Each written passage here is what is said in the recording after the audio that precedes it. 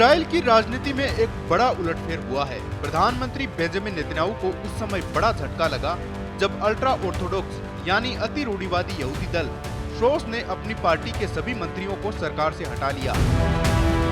इससे पहले इसी हफ्ते यूनाइटेड टोरा जुडाइज्म UTJ पार्टी भी सरकार से बाहर हो चुकी है। इन दोनों घटनाओं ने देश में चल रहे सैन्य भर्ती विवाद को और गहरा कर दिया है।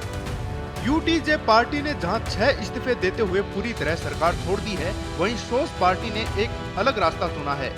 शोस सरकार के मंत्रिमंडल से तो हट गई है, लेकिन अब भी संसद यानी कैनेस्ट में नेतन्याहू की सरकार को समर्थन दे रही है। अब नेतन्याहू के पास केवल 50 सांसदों का समर्थन बचा है, जबकि इजरायली संसद में बहुमत के लिए 61 सीटों की जरूरत होती है। यानी नेतन्याहू की सरकार अब अल्पमत में है। इस पूरे राजनीतिक संकट की जड़ है सेना में भर्ती का मसला। इजराइल में सभी नागरिकों के लिए सैन्य सेवा अनिवार्य होती है, लेकिन लंबे समय से अल्ट्रा ऑर्थोडॉक्स यहूदियों को इससे छूट मिली हुई थी। पिछले साल सुप्रीम कोर्ट ने इसी छूट को खत्म करने का फैसला सुनाया और संसद से कहा कि एक नया कानून लाया जाए।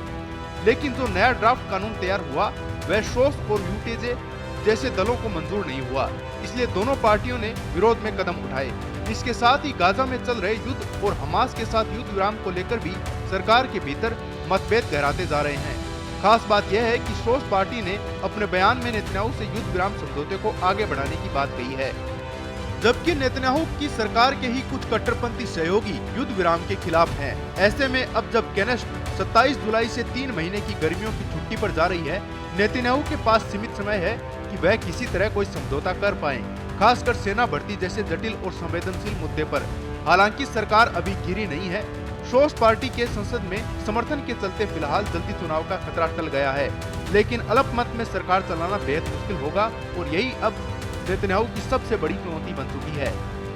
बता दें कि चुनाव अभी दूर है, 2026 से पहले होने की संभावना कम है, लेकिन मौजूदा राजनीतिक अस्थिरता ने नेतन्याहू के नेतृत्व को गंभीर संकट में डाल दिया है।